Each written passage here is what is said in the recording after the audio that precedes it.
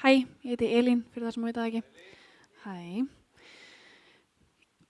Þetta námskeið var bara trillt. Ég væri getur ekki byrjað bara aftur á morgun.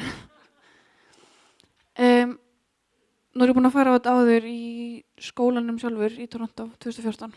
En einhvern veginn eftir 2 ára göngu og svona fengi ég að upplifa dálítið það sem við vorum að fara í gegnum og síðan fá það bara svona í sprengingu á einni viku. Ég er ennþá bara dálítið að jafna mig, þetta er bara svona, ok, svona, eftir þessa viku. Nema að síðustu vikur og síðustu svona 2 mánuði og sérstaklega eftir þetta námskeið hef ég verið að finna fyrir rómantík. Að mér líður bara svona dálítið eins og ég geti tekið utan um Jesú og bara svona dansaði einhvern veginn með honum út um allt. Og það sem þetta námskeið gerði fyrir mig var að þetta opnaði á þetta, eins og Vilja var að tala um þetta hjarta-hjarta samband sem bara svona braust í gegn. Og í staðinn fyrir að vera munaðarleysingi að þá er ég dóttir.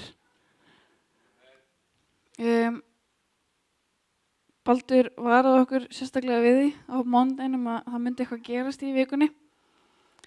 En nema að það frá því í septemberi fyrir að búið að vera eitt mál sem ég fyrir ekki út í, nema bara mál sem búið að halda mér rosalega langt niðri.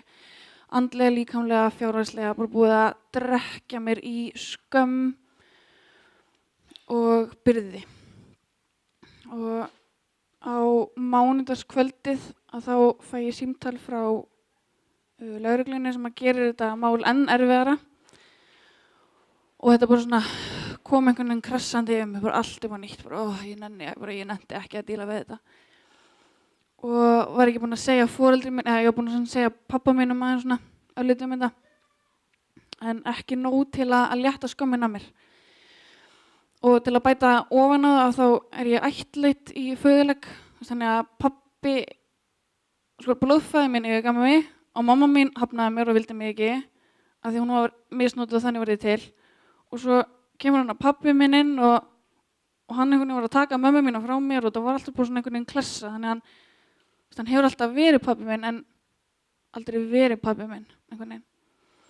Nema á þriðjudagsmorguninn eftir námskeiðunum hádegi þá fer ég upp á skrifstofu til pappa í vinnunum til hans og ég bara brotnaði niður. Ég get þetta ekki. Ég get ekki meira og þetta er allt of mikið fyrir mig og þú verður að hjálpa mér og fyrirgefðu að ég kom ekki fyrr til þín, fyrirgefðu að ég sagði þér ekki frá þessu.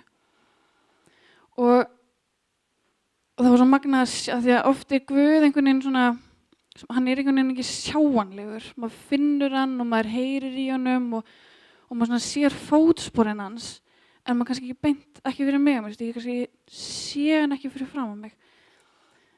Nema þegar ég var hann upp á skrifstofu á pappa og var búin að segja honum frá þessu öllu saman, að fyrsta sem hann gerir, þá bara við bara græjum þetta, við bara tökum stafa við þetta. Og hann tekur bara upp símtalið, bara hringi í, alla sem þurfti að hringja í til að afgreiða þetta mál og á bara klukkutíma og það bara græjaði hann þetta. Og ég bara búin að sitja sín í september og bara yfir þessu. Og það segir í Hebreabréfinu 4:16 að við getum gengið með djörfunga hásætti Guðs náð þegar við erum hjálparlaus, af því þar finnum við miskunn. Og að horfa á pabba minn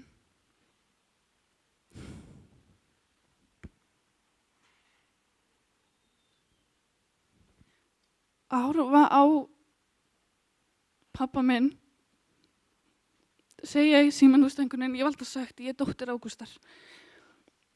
En þegar hann sagði í símann, ég er að hringja fyrir hönd dóttur minnar. Og í næsta símtali, hvernig tengist þú málinu? Ég er faðir hennar. Og þetta varð allt í einu raunverulegt. Og alla vikuna eftir þetta, þá miðvikudag, 50. og 1. og ennþá núna, ég er ekki munaðarlaus. Þetta er bara svona, bara með þessum 2 símtölum sem pappi hringdi. Og núna er þetta græja, þetta er ekki skömm lengur. Það er alltaf langt að fara í að segja ykkur frá hvað þetta nákvæmlega er, en það skiptir ekki máli. En það er ekki þessi skömm yfir mig lengur. Og svona til að, sko, svo í Efesusbreinu 3:20 þá kemur fram að við getum, Guð mun gefa okkur langt fram yfir allt sem við getum hugsað eða vonað. Og þetta mál sem tengist í rauninni bifreið sem búið að vera svona til trafalla. Og ég er búin að vera bíllaus síðan í september. En bifreið sem að ég var skráð og mitt nafn var hálfpartinn svona stólið. Nema að frá september til dagsins í dag hefur samt Guð alltaf einhvern veginn þrátt fyrir það að ég sagði ekki, þrátt fyrir það að ég bara hókaðist með skammuna mína, að þá sá Guð samt alltaf fyrir því að ég komst alltaf minna leiða, það var aldrei neitt vesen og svo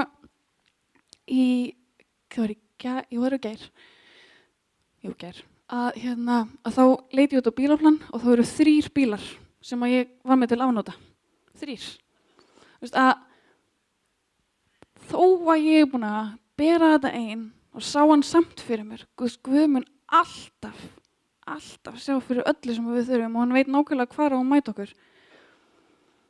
Og ég næ ekki að hausta með mér upp á biblíunni, ég get ekki, ég er allan dag, Guð blessi þig, Guð blessi þig, Guð blessi þig líka, ég get ekki hægt að tala við fólk Guð. Og það sem meira er að foreldrar mínir eru farin að taka eftir því. Pabbi minn er farin að spyrja, hvað á að gera á námskeiðinu? Hvað ertu að lesa í biblíunni? Guð mun alltaf mæta okkur nákvæmlega þar sem við erum.